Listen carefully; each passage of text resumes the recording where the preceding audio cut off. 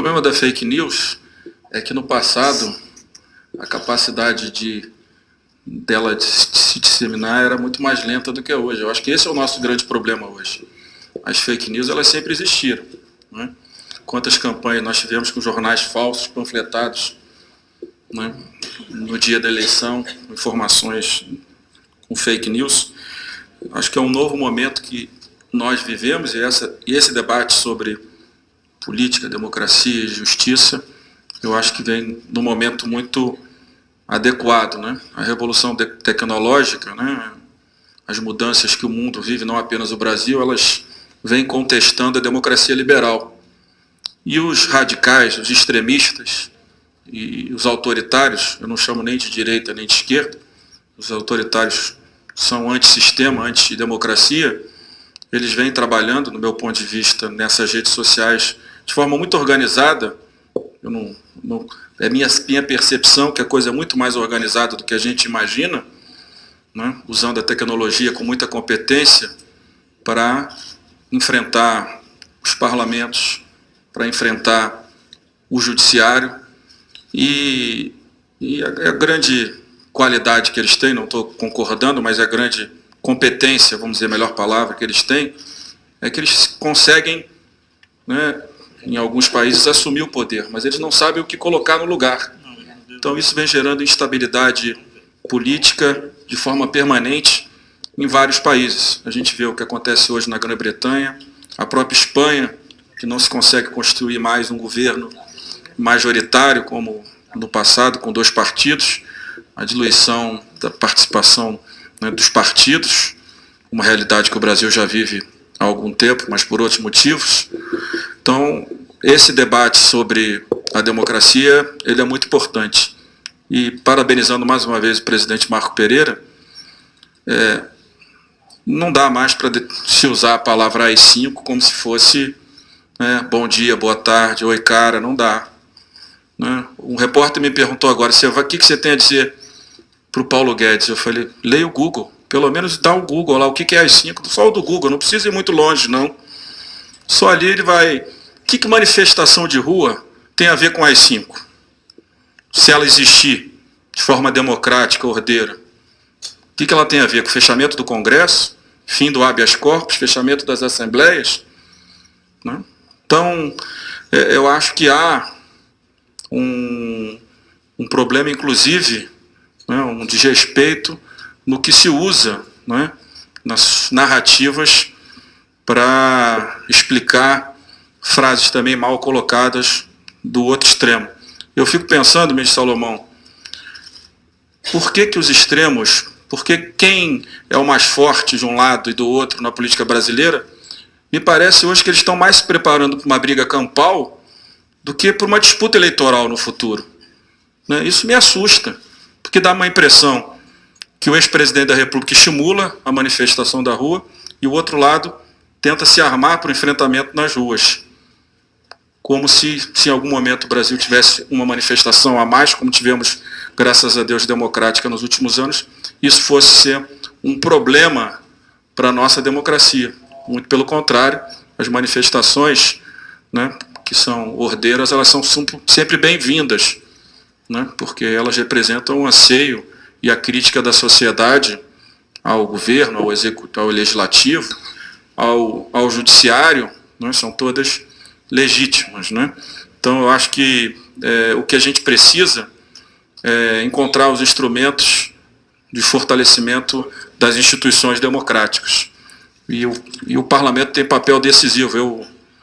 Eu estava acompanhando a eleição de Portugal, e depois acompanhei um vídeo que eu não tinha visto à época do presidente chileno, quando eles dão como solução, e a Itália fez isso, a solução do problema é reduzir o número de parlamentares.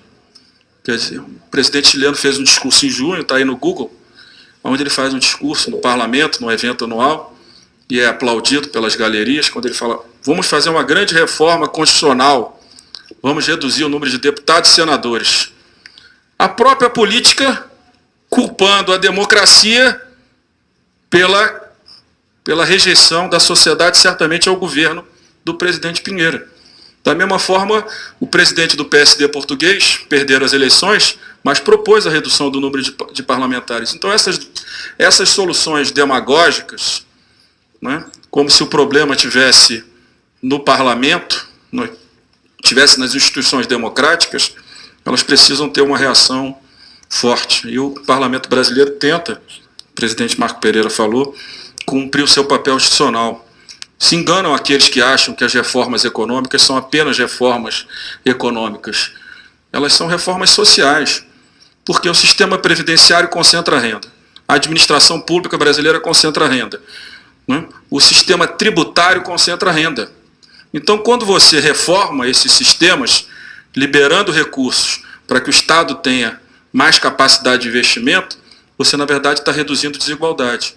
O Estado brasileiro, os Estados na América Latina, com impostos e transferências, reduzem a desigualdade em 4%.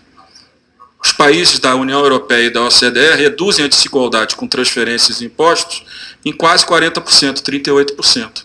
Então significa que o nosso Estado, ele é concentrador de renda, né, e ele precisa ser modificado.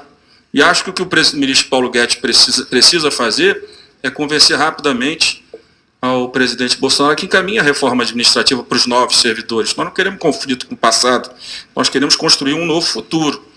E para isso a gente precisa também reduzir as despesas correntes e investir e aumentar as despesas de capital. Porque na América Latina inteira, nos últimos 20 anos, quase todos os países aumentaram as despesas correntes em detrimento das despesas de capital. O que significa isso, do meu ponto de vista? Nós investimos no passado e abrimos mão do futuro. É um dado da realidade. E nós precisamos investir na qualidade do servidor público, sim, na segurança do seu trabalho, mas precisamos compreender que esse Estado, que custa 40% do PIB para a sociedade, sobra, no caso do governo federal, um orçamento de 1 trilhão e 500 bilhões, sobra 30 bilhões para investimento. Está errado. Independente se alguém pensa mais com viés estatal ou mais liberal na economia, mas esse Estado não atende ao cidadão. E para que a gente tenha uma democracia plena, as instituições precisam responder a essas demandas da sociedade, com redução de pobreza, desigualdade, melhoria da qualidade da educação e emprego. E isso é a base de tudo. Então, presidente Marco Pereira, te parabenizar pela iniciativa, pelo belo discurso. Acho que a gente não pode aceitar mais, de forma nenhuma, que se trate se use essas palavras que tão mal fizeram ao nosso país e vão continuar fazendo, porque não acho que quando você usa de forma equivocada a palavra AI-5, a pessoa, um investidor que quer investir a longo prazo no Brasil, que ele se sinta confortável. Ao contrário, isso gera instabilidade e insegurança, e aí por isso que muitas vezes a gente vê o Brasil projetando crescer 2%, 3% e cresce 1%, como esse ano.